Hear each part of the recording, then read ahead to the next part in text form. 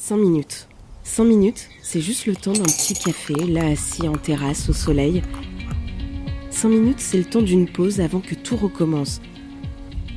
Vite, faut faire les courses. On se dépêche, la réunion va commencer. Qui va chercher les enfants ce soir? T'as pensé à leur goûter? Tu te rappelles que ma mère vient dîner ce soir. Allez, on prend une pause.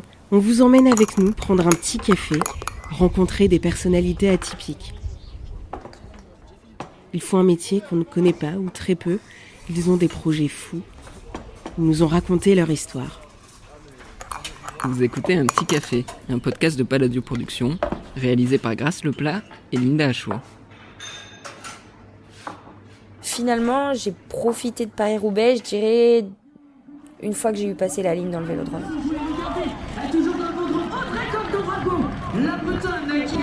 Je m'appelle Audrey Cordon-Rago, j'ai 32 ans, je suis cycliste professionnelle pour l'équipe américaine Trek Segafredo et membre de l'équipe de France depuis un certain temps maintenant, vu mon grand âge. Audrey Cordon-Rago revient avec nous sur ce 2 octobre 2021. Elle arrive 8e au premier Paris-Roubaix féminin de l'histoire. À deux Roubaix, la course de toute façon sera difficile. C'est le mythe de Paris-Roubaix qui s'ouvre aux femmes aujourd'hui au départ de Denain. On rappelle qu'il y aura donc ces 17 secteurs pavés. C'est un honneur de courir sur les pavés de Paris-Roubaix. Quand j'ai su que ça allait avoir lieu, j'ai tout de suite mis cette course presque numéro 1, je dirais, des courses que j'ai envie de gagner. Et c'est pour moi, en tant que Française, la plus belle classique.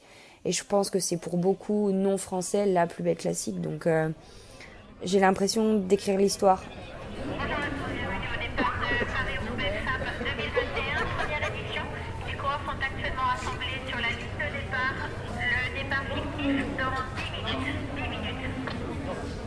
En fait, on nous a toujours rabâché que c'était trop dur pour les femmes, que les femmes n'étaient pas forcément capables de passer ce genre de pavé, qu'il fallait pas du tout comparer avec les pavés qu'on passe déjà depuis quelques années sur les Flandriennes.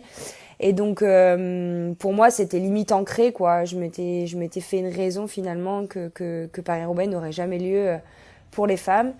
Et puis, je pense que les courses que l'on a fait ces dernières années, ça les a fait vraiment changer d'avis et se sont dit allez, on tente notre chance et on essaye de faire un Paris-Roubaix féminin, on verra bien.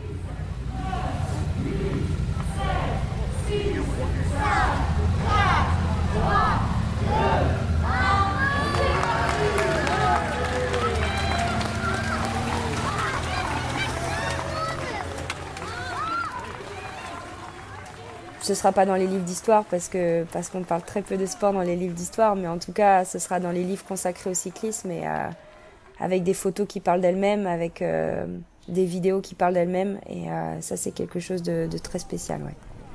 Allez, on encourage. Allez. Elle pleurait ? Oui. Il y en a certaines qui sont tombées.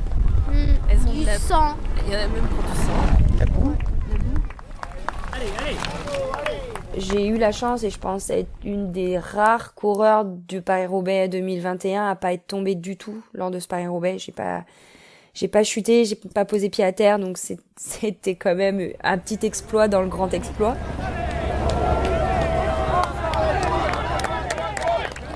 Mais du coup, très frustrée de louper le coche pour le podium parce que j'avais vraiment les jambes ce jour-là.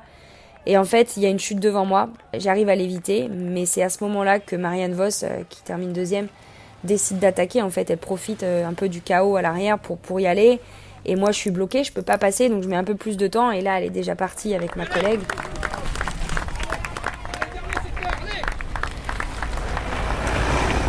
Pour moi, c'est ça qui a été le plus frustrant, de pas pouvoir jouer ma carte jusqu'au bout, sachant que Lizzie avait course gagnée. C'est vrai que monter sur le podium, ça aurait été... c'est un rêve, quoi, vraiment.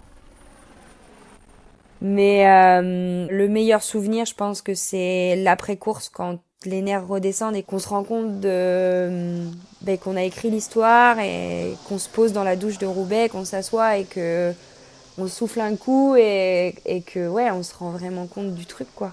Je pense que ça, c'est le meilleur moment, c'est quand ça redescend un peu. elles ont rien de mythique en soi, en fait. Si on connaît pas et qu'on sait pas ce qu'elles représentent pour les coureurs de Roubaix, on se dit, c'est juste des vieilles douches. Pourquoi t'as été prendre ta douche là-bas? L'eau, faut continuellement tirer sur la petite chaînette pour avoir de l'eau qui te tombe sur la tête. C'est limite chiant, en fait. Hein. Tu peux pas faire un vrai shampoing de fille, quoi. C'est pas possible. Mais on s'en fout, en fait. C'est juste un lieu qui marque l'histoire d'un sport. Une fois qu'on a posé le pied dedans, en fait, on a des frissons. Toutes ces petites plaques avec le nom des coureurs qui ont gagné Roubaix et la première plaque avec un nom féminin qui va bientôt apparaître.